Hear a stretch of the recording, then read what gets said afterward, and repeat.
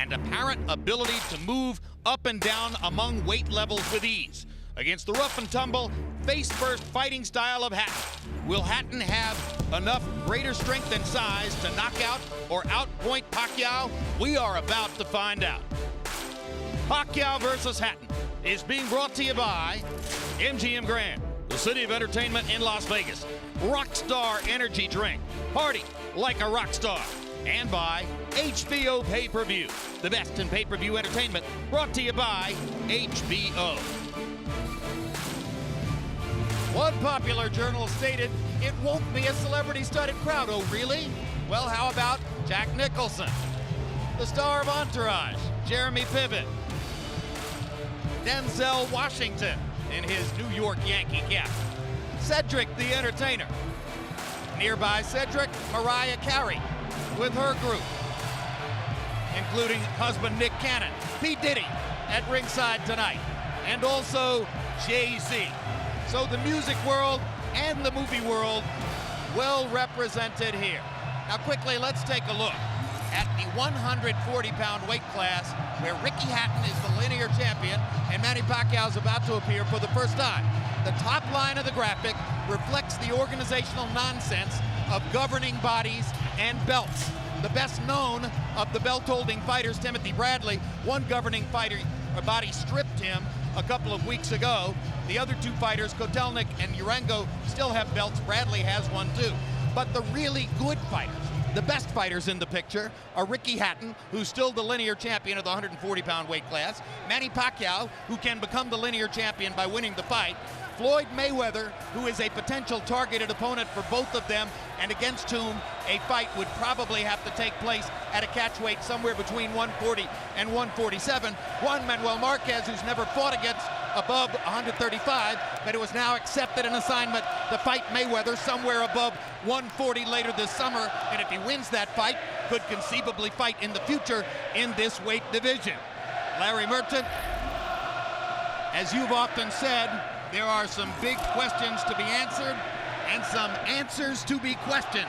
What are the biggest? Jim, first, can Manny Pacquiao live up to the flattery that he's this generation's Henry Armstrong, a greatest among greatest? Can Ricky Hatton find a way to neutralize Pacquiao's lightning left hand to make a fight of it that can live up to this raucous party?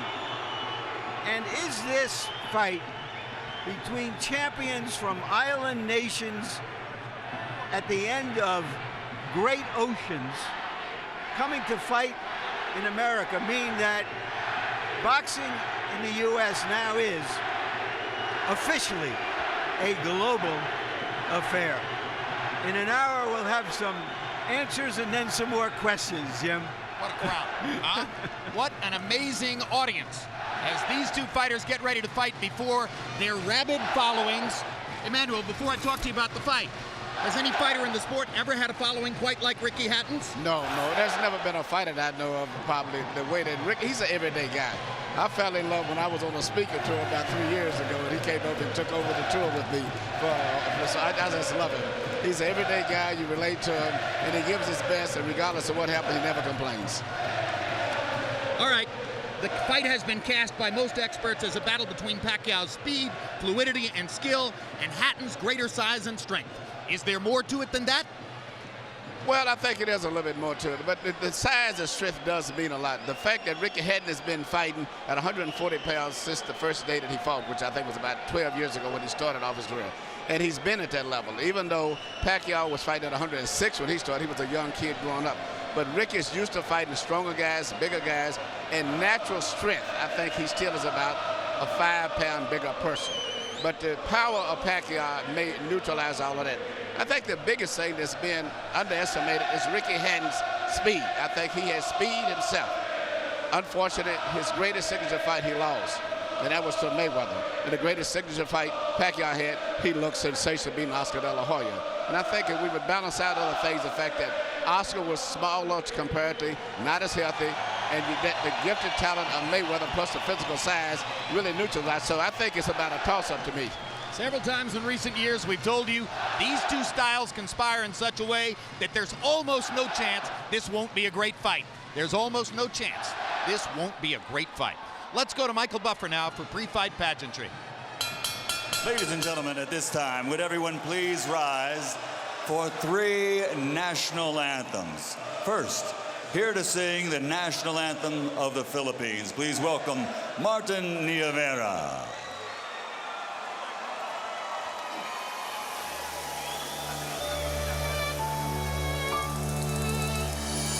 Bayang magiliw, belas ng silangan, alaw ng puso, sa dibdib mo'y buhay.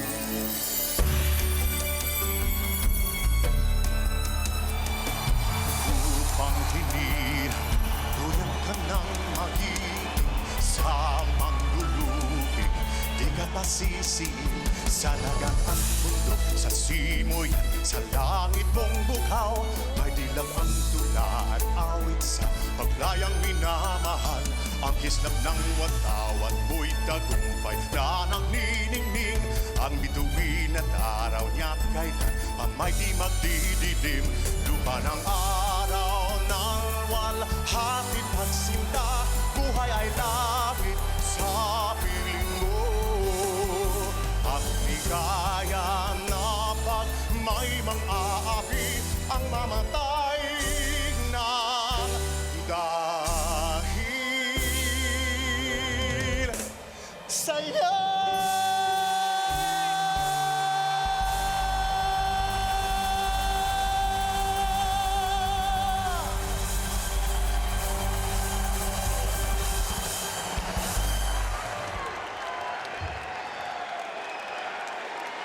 Now, ladies and gentlemen, here to sing God Save the Queen, Sir Tom Jones.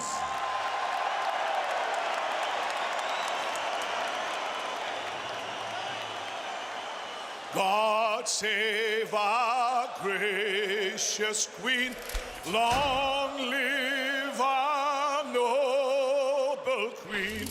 God save our Queen, send her victorious, happy and glorious,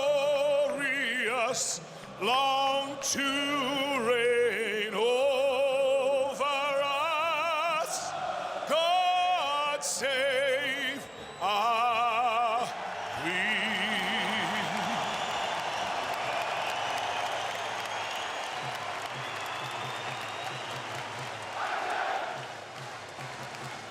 Now, ladies and gentlemen, please remain standing. Gentlemen, remove your caps. Here to sing the national anthem of the United States of America, please welcome Jasmine Villegas. Oh, say, can you see by the dawn's early light what so proudly we hailed at the twilight's last gleaming, whose broad stripes and bright stars through the perilous fight o'er the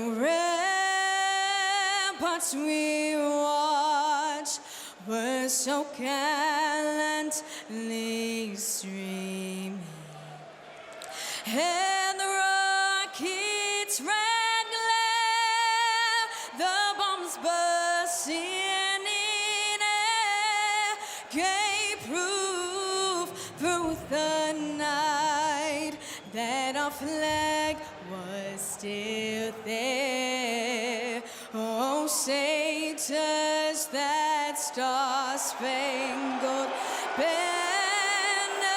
yet wave o'er the land of the free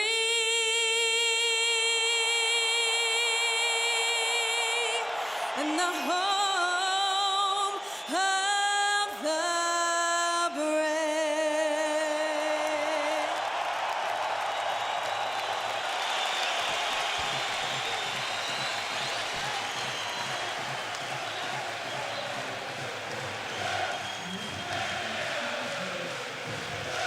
Jim.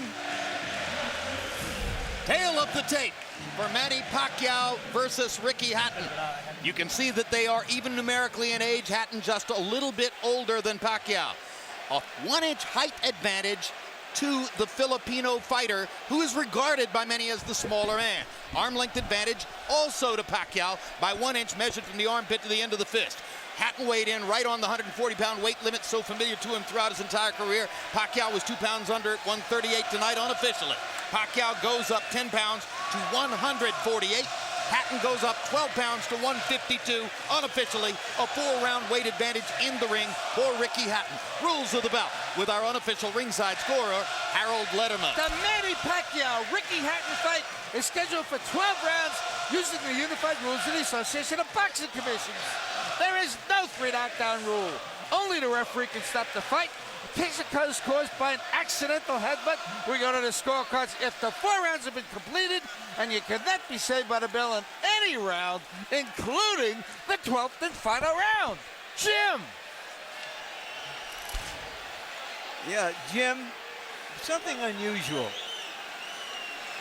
Ricky Hatton, the longtime junior welterweight champion, still the linear champion, entitled to walk out second, which has always been considered a psychological sign of status, elected to come out first. And when I asked him about it just a little while ago, he said, Manny Pacquiao is pound for pound the best in the world. That's what I'm fighting for, and I consider myself the challenger for that title. Never heard anything like that. Yeah, even though he holds officially the world title. That's a lot of humbleness on his part. Well, it also goes to show you that Ricky Hatton is a brilliant marketer who understands how to cast the stakes here in the highest possible region and how to make the fight seem the most important it can possibly seem. Ricky Hatton knows how to attract fans. That's 100% clear. And incidentally, there was almost an outburst during the national anthem when his picture appeared on the big monitor in the arena.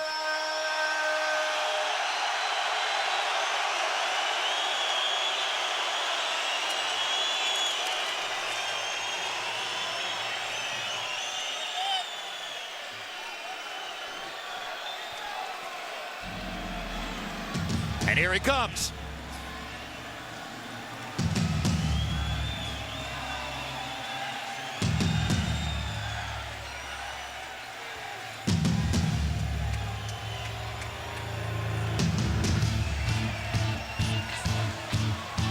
They say he's never seen a salad. That's why he's fat. He's never been on a diet. Aren't we accustomed to hearing Blue Moon at this point? And the frequent tribute to Hatton's father's background with the Manchester City soccer team? This entrance has been changed up. Another change-up. Tonight he's here for you. And his fans don't seem to know exactly how to react. They're waiting for Blue Moon.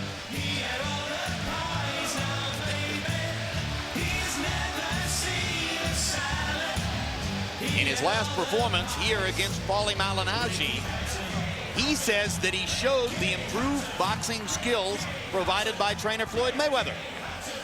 And said that he returned to the scene of the crime when he lost to Mayweather to get rid of the evidence. One question surrounding tonight's bout. Will he actually try to box, or will he throw himself at Pacquiao and try to establish physical advantages early? And now here comes Blue Moon.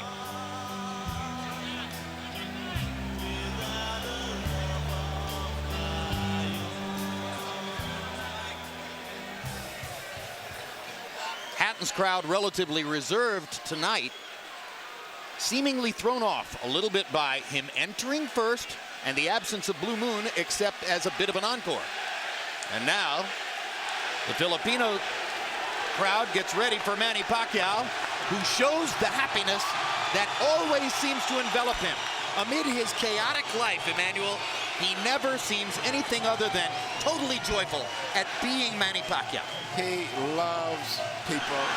He loves boxing, fighting, the excitement that goes with it, the adulation, the crowd. He was born to be a prize fighter.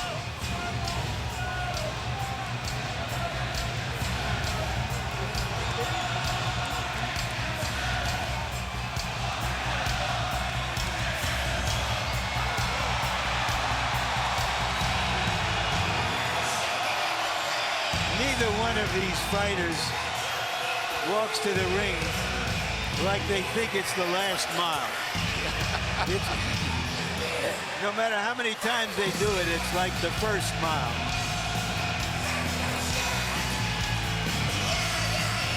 Among other things, they're going to each make a minimum of $12 million, which should put a smile on anyone's face.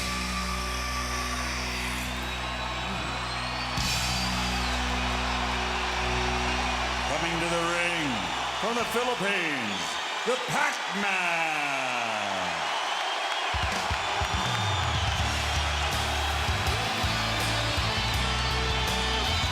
Just over Pacquiao's right shoulder, Michael Moore, one-time heavyweight champion of the world, and now the apparently anointed inheritor somewhere down the road to Freddie Roach's training operation.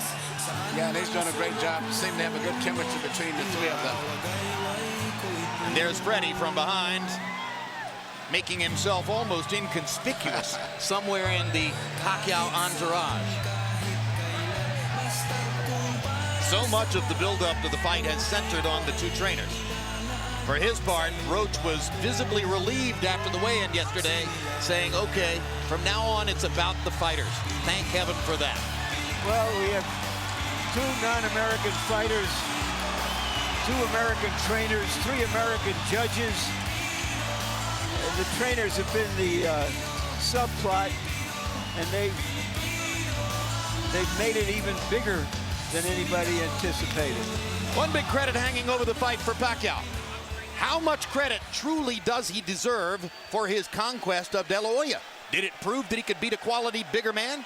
Or did it prove only that he could batter the shell of what once was De La Hoya? Let's go to Michael Buffer now for the official introduction.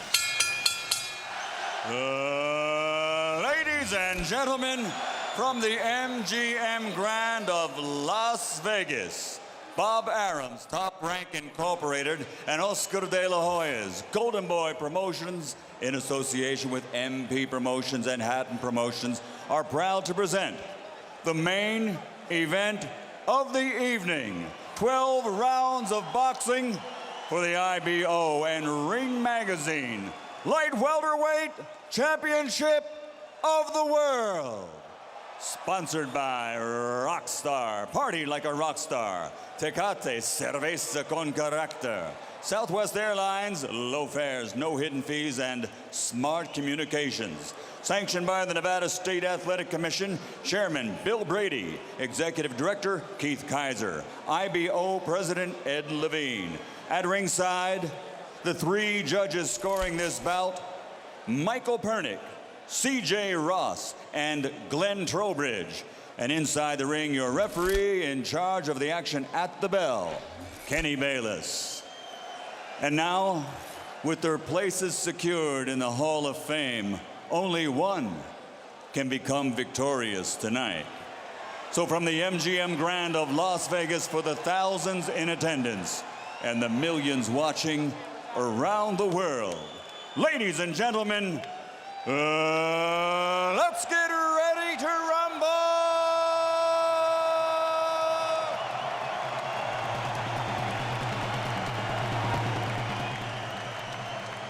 Fighting out of the blue corner with his head trainer, Floyd Mayweather Sr., wearing black with white and silver. Official weight, 140 pounds. Professional record, 46 fights. 45 victories, including 32 knockouts, with only one defeat. From Manchester, England, the three-time world champion and reigning, defending IBO Ring Magazine Light Welterweight Champion of the World, Ricky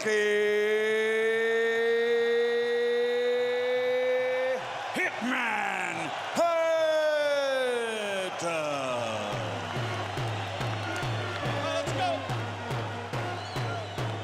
fighting out of the red corner with head trainer Freddie Roach, wearing white with blue, officially weighing 138 pounds. Professional record, 53 fights, 48 victories, including 36 knockouts, 3 defeats and 2 draws. From Sarangani Province, Philippines, the 5-time world champion, currently recognized as pound for pound, the best fighter in the world, Manny Pacquiao.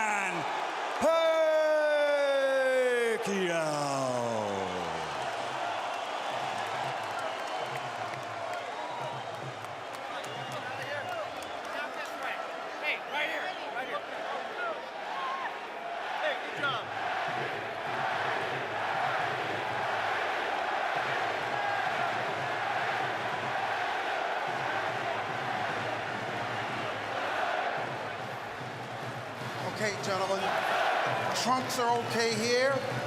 Trunks are okay here. Now, gentlemen, we went over the rules in the dressing room. I want to caution you to keep the fight clean at all times, protect yourself at all times, and what I say you must obey. Good luck. Touch up. All right.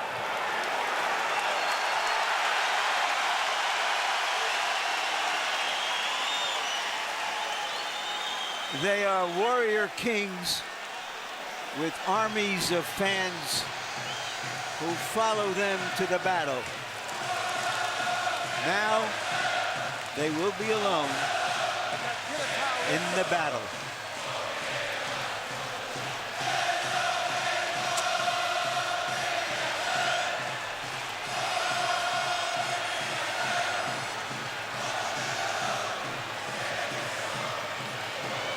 After a long publicity tour and a lot of exposure to each other, they are genuinely friendly. They like each other.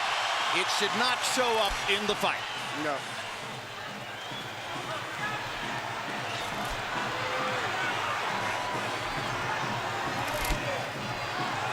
Question one, is round one a boxing match? Or does Hatton want to fight right away? No, what Ricky is doing is what the keys of victory, which we didn't have a chance to show to the audience, was for him to create anxiety and pressure on Manny, unlike anybody else has ever did before. But you have to watch Manny, because Manny is still the better puncher between the two, so he still must be a little careful. So Hatton wants to apply pressure, but with care, yes, against Pacquiao's faster hands. Yes. And I think he's doing just that. Hard right hand by Pacquiao, trying to hit Hatton as he comes in. Key element of the game plan for Pacquiao, allow Hatton to come forward, catch him on the way in. A key element of the game plan for Hatton, get Pacquiao against the ropes, just like that. Pacquiao has been more successful with the right than the left. That punch missed. There's the right again landing. Quick right hooks are landing for Pacquiao. The left hand is overshooting the target. This fight is living up to the anxiety that the fans expected and the intensity. It's going to be an important factor to see how Kitty Bayless handles this fight, because it could be exciting and it could end up being a very wrestling type match also. Great right hand for Hatton, glazed across the face of Pacquiao. Hatton's face is already red. I thought Pacquiao landed the right hook. I think Pacquiao's landed 3 significant right hooks already in the fight, Emmanuel. It's definitely been his best punch early. Straight jab lands for Pacquiao. Which again shows that he's no longer a one-punch puncher. Well, follows the jab with a hook, comes back with another jab. There's the straight left hand, and he landed it right on Hatton's chin. And down goes Hatton after he swings and misses with a left hook. And that's a knockdown for Manny Pacquiao. Perfect right hand inside. Well, I don't know if Ricky's going to survive. I'm surprised to see him get hurt for shoulder. But he's not the type of a guy that goes out to survive. He's a fighter. Hatton got a couple of extra seconds as Bayless tried to back Pacquiao off. Pacquiao was coming out of the neutral corner in a hurry. Lands another right hook. Pacquiao's hands are so... Pacquiao's hands are blindingly fast. His hands are so fast that no opponent sees the punches coming. Very accurate. Another perfect right hand for Pacquiao. Another right hook. Straight left hand. Pacquiao's landing at will. Hard left hand. Hatton has to hold on. Will Hatton make it out of the round? He's down for the second time. This is the brilliance of the Filipino slugger. A tsunami for Manny Pacquiao in round one.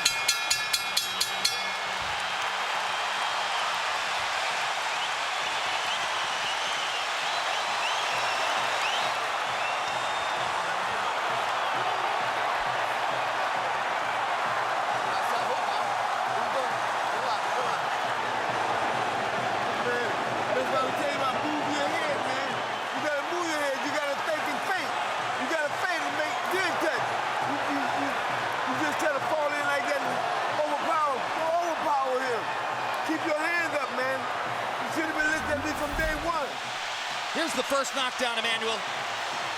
Right hook as he was coming in, never saw it. And what's amazing, to see him land a punch and then slip a punch all at the same time shows unbelievable coordination. The issue has always been timing. Whether Hatton could get to Pacquiao and avoid these kinds of clean punches. CompuBox numbers in round one, utterly devastating to Pacquiao's chances. Pacquiao is 35 out of 62, 31 out of 52 power shots. Hatton only 8 out of 33. It was a Pacquiao storm in the first round. And we have to remember now, although it's a different type of fight, that Pacquiao knocked Marquez down 3 times in the first round. And then Marquez, a counterpuncher, began to solve him.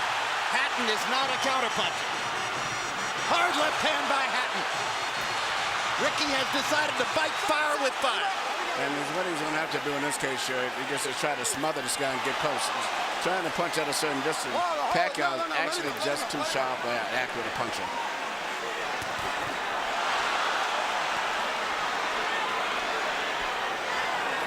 You heard Floyd Mayweather saying to Hatton, you can't just jump all over him. You've got to move your head. You've got to think. You've got to do the things we talked about in training camp. Hatton seemed to believe that he could physically overpower Pacquiao from the beginning. Yeah, he knew in the beginning he was going to take the risk of getting caught, and he did. Because, coming in, Pacquiao still is the puncher. The physical strength is still with Hatton, but the punch is still Pacquiao. Hard left hand by Pacquiao. Stunned Hatton and knocked him back. Look at the brilliant accuracy of Manny Pacquiao, landing with both right and left hands. Misses the right hook there. What Ricky needs to do is to smother him. He cannot see to deal with those punches. He needs to push him. Just what he's doing there. Good left hook inside by Hatton. And then he closed down Pacquiao's left side. Hard right hand again by Pacquiao. Ricky can't see the hook coming. Right behind the head. All right, okay. Kenny Bayless warns Hatton for holding behind the head. In Hatton's most famous victory over Costa, he just smothered him and didn't allow him to get off. He can't seem to be able to get close enough to Pacquiao often enough to do that. And Pacquiao's hands are so quick. That's the point. Costa had about a quarter of the speed of Manny Pacquiao. Pacquiao's blinding speed that sets him apart. As well as his head movement. His head movement just is phenomenal. I don't think he's landing too much out of that exchange, but it's just his ability to punch, maintain balance, which he used to couldn't do. And his head movement is just too difficult for Hatton to time. I think Pacquiao may have spent the first 2 minutes of this round thinking knockout and allowed himself to get a little wild. Now he goes back to more precision, lands a hard body shot. But Ricky isn't moving his head too much still. His head is still right there. Oh my gosh, what a straight left hand. And will Hatton make it up from this? Can he beat the count? Is that it? And Kenny Bayless says, no way. That is that. What an amazing knockout shot. That is the most spectacular one-punch shot of Manny Pacquiao's incredible career. Any fighter.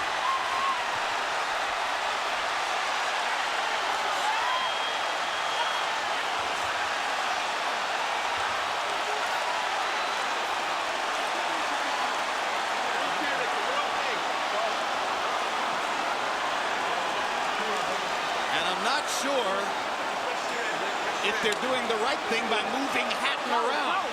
I'm not a medical guy, but he's in very bad straight stick.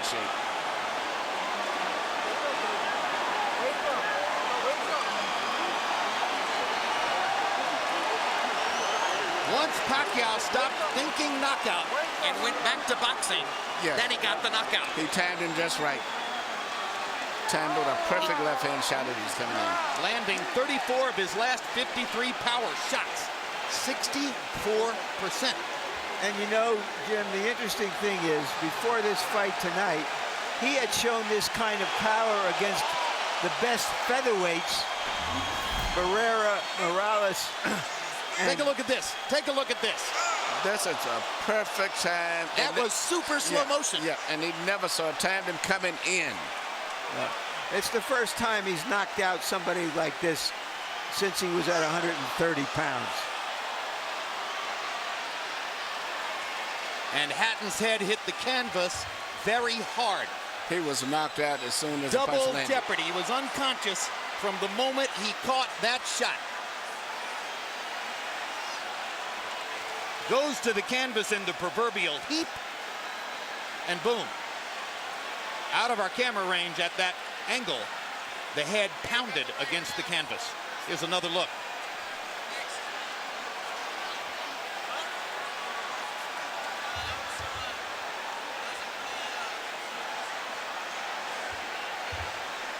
So Floyd Mayweather made his statement on a podium this morning, saying, "I'm back and I'm still the best."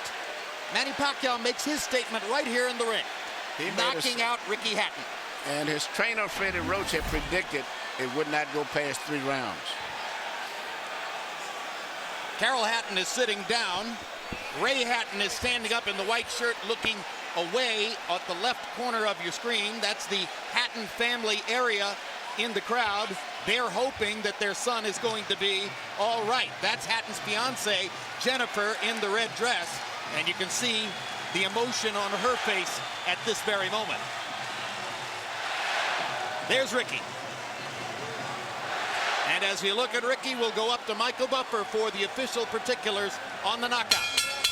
Ladies and gentlemen, from the MGM Grand of Las Vegas, the end comes at 2 minutes, 59 seconds, round number 2. The winner by TKO victory. And now, the new IBO and Ring magazine, light welterweight, champion of the world, and still, pound for pound, the best in the world, Manny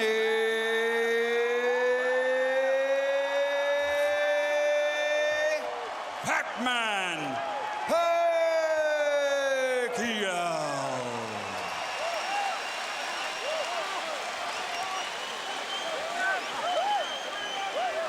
Two men have gotten the best of Ricky Hatton in his 47-fight career. Both of them knocked him out. Floyd Mayweather in 10 rounds, Manny Pacquiao in 2.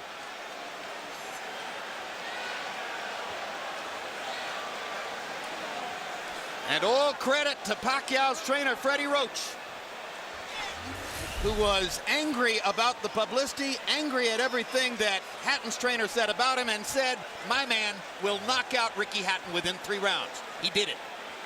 73 landed punches for Pacquiao out of 127 thrown. In other words, he practically couldn't miss. 18 out of 78 for Hatton, who was still scratching and sniffing and looking for some way to be in the fight at the moment when the end came. An amazing display of speed and skill. But his punches were so accurate. He was punching, slipping, ducking, and punching. I don't recall ever seeing a fighter that sharp that was doing offense and defensive at the same time. Let's go to Larry Merchant in the ring. All right, thank you very much, Jim. Congratulations, Manny. Were you surprised how this fight went? I'm surprised that the fight is kind of easy, but for me, I consider the fight is hard because he can punch. He have a strong left hand. All right, let's take a look at the knockout, and you describe, what were you thinking at the time? Did you know that one punch could finish him? Describe it. That's what our strategy, the one punch, hook by hook, left hook and right hook. That's gonna be the key of this fight. All right, but going back into the first round, it was your right hook that was doing the damage. Yeah. I mean, the first round is. I expected my right hook is gonna be dangerous for him because he's open while he's coming forward and his hands is down. So You think he was trying to avoid your left hand, which is usually your power hand? that's right. But he's very surprised because I have a new techniques, the right hook. Alex, Freddie, because you got the best training in the world. You got The- the best training. Do you feel that a fighter who comes to you this way and tries to get to you, inevitably you're going to be able to impose your power on him? Right here. I mean, sir, like what I said, I'm always doing my job in the ring and do my best to make people happy. And All right, like this fight, and you know, there's nothing personal for me. It's I'm just doing my job. All right, speaking of doing a job, let's go back to the first round and take a look at the knockdowns and describe them. The first knockdown. Yeah, that's the right hook. We study that every day in the gym. We study that every day in the gym. If you see the 24/7, I mean, I throw a lot of hooks in the training, so that's why he's very surprised on that style. Is this fight as satisfying to you as your victory over Oscar De La Hoya? I mean, I'm satisfied. I mean, you know, nothing personal. I'm just doing my job, and I mean, I'm always trying my best in the ring, you know, to give more impression to the people. All right, we all know that Floyd Mayweather Jr. is coming back. He's going to be fighting a fighter you had really tough fights with, Marquez. If he wins that fight, is that a fight you want, you and Mayweather? Well, I can fight anybody, you know. It depends how's my promoter's negotiations are, and I'm just fighter and doing my job, training, and keep 100% in that fight. All right, thank you very much again for a great fight. Thank you, sir, and I hope everybody happy. Thank you very much to all of you guys who coming here tonight. Thank you. Manny being Manny, and this is Freddie Roach being Freddie Roach. You predicted a third round knockout. I don't think we're going to hold it against you that you were wrong by a round. Why did you make that prediction, and what did you see happening in this fight that was going to make it come true? Well, every time Ricky throws his left hand, he pulls it back and cocks it, and he's wide open for a short right hook on the inside from a southpaw stance. And we worked on that every day in the gym, the timing shot, and it just worked beautiful. Did you know after that first round that, okay, now it's going to happen anytime, it's going to be over, or did you think that that Hatton still had the strength to make it a longer fight? No, I knew it was over because Ricky doesn't have the ability, it seems like, to adjust. He fights the same way over and over again. I've watched tapes of him for the last 2.5 months. I know him pretty well. What do you think about the possibility of Manny fighting Mayweather should Mayweather beat Marquez in July? I think it's a very good possibility. It's a fight that if the fans want to see it, I think everyone, it's a natural fight out there. The two best fighters in the world. I think it'd be a great fight. Thank you very much, Thank Freddie. you. Jim? Thank you very much. And by the way, one of the stories which surrounds Manny Pacquiao, visible there, and that is that Freddie Roach's battle with Parkinson's ongoing is probably getting more difficult. That's one of the reasons Michael Moore has been brought in to help train Freddie, or help Freddie train Manny Pacquiao. But what an amazing marriage Pacquiao and Roach have forged, and it was visible in the way he used all of his techniques to beat Hatton here. You know, this is Freddie Roach's signature fighter. You know, everybody has the one fighter that you're identified with. I've punched and I've had three between Thomas Hearns and Lennox and now Klitschko, but the chemistry between them is just fantastic. And, you know, he worked with Mike Tyson, he worked with James Toney, but it was not the same. But Freddie Roach is really into this guy, and they're working on combinations, and everything that Freddie wants to teach him, he learns, he catches on to it. It's a great, great marriage, and this Manny Pacquiao is something else. I'm just thinking, since he landed here and he fought the guy from Ledwa, and since he came here, I mean, all of the great fights he's been in, I'm just thinking about him, Morales, Barrera, and the Marquez, and De La Hoya, And now it's fighting Ricky. 3 with Morales.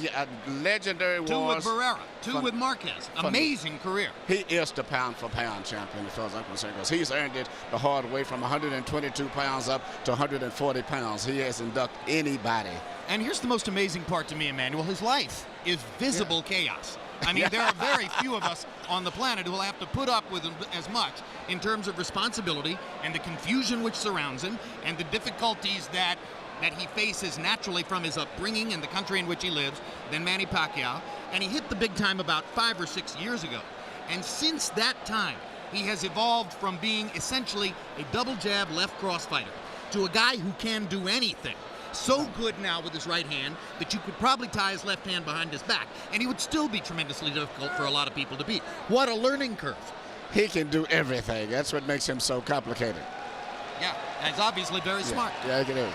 Feet, hands, uppercut, jab, body punches, head movement, footwork, everything. He's got it all.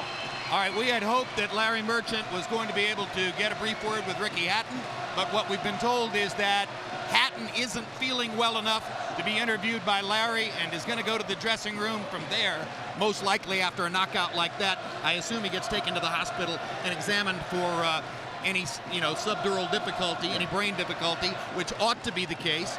Ricky's a brilliant and brave fighter.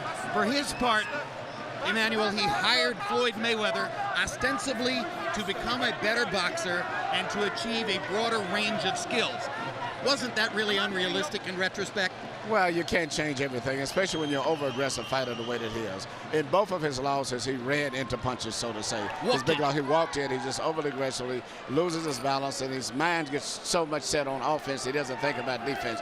But nevertheless, he's been a great, exciting fighter. He's been great for boxing and brought a lot of excitement here to Las Vegas. Whether it's a rematch against Marquez, and a lot of people want to see that third fight, or it's a battle against Floyd Mayweather if Mayweather is able to beat Marquez in July. Will Pacquiao be the favorite against either guy, even though Mayweather, coming back from a year off, is demonstrably larger than Manny? That's a great, great, great question. I think he would be against Marquez. I think against Floyd. I think Floyd still is a skillful, talented fighter that the public respects, and the physical size, I think, would be a factor. I think it would be like a toss-up. Maybe they may favor Floyd. But I don't know. Pacquiao's won the hearts of so many people that, hearts and emotions get to the way of betting sometimes and common sense. So I don't know. All right, and as we talk about Manny Pacquiao and his prospects, you watch Ricky Hatton, vanquished hero 2000s, headed off to his dressing room. Emmanuel, thanks very much. Let's turn to Larry Merchant, who's now made it back from what was a really wild crowd in the ring, and your final thoughts on this brilliant performance by Pacquiao. Very often you have no idea what you're going to get out of that boxing's box of chocolates when you open it up. But this was an occasion when many people thought, well, we were going to get some cherries with chocolate on it, and that the burden of proof was on Hatton to show that he could come forward and survive the early rounds to make it a long, hard fight, and he couldn't. Earlier we asked the question, can Manny Pacquiao live up to the flattery of being called this generation's Henry Armstrong? Once again, we got the answer. Indeed. Pacquiao lives up to all the expectations and more. Bottom line, Manny Pacquiao ranks as the #1 pound-for-pound fighter in the sport. Ricky Hatton was an applicant for that position. His application has now been tabled or sent to the circular file. Next up, Floyd Mayweather, the returning pound-for-pound #1, against Juan Manuel Marquez, who is the pound-for-pound #2, with Pacquiao waiting in the wings to see what happens. It's maybe just the beginning of an ongoing great story, and yet another brilliant performance to put into the time capsule for surely the most exciting fighter of this era, the knockout Filipino, Manny Pacquiao. Thanks very much for being with us on this HBO pay-per-view demonstration, or presentation, I should say. Pacquiao versus Hatton has been brought to you by MGM Grand, the city of entertainment in Las Vegas. Rockstar Energy Drink, party like a rock star. Tecate Beer, cerveza con character. Southwest Airlines, low fares, no hidden fees. And also HBO pay-per-view, the best in pay-per-view entertainment, brought to you by HBO. We'd also like to thank the following internet partners. Now for our entire crew, I'm Jim Lampley saying so long from Las Vegas, Nevada.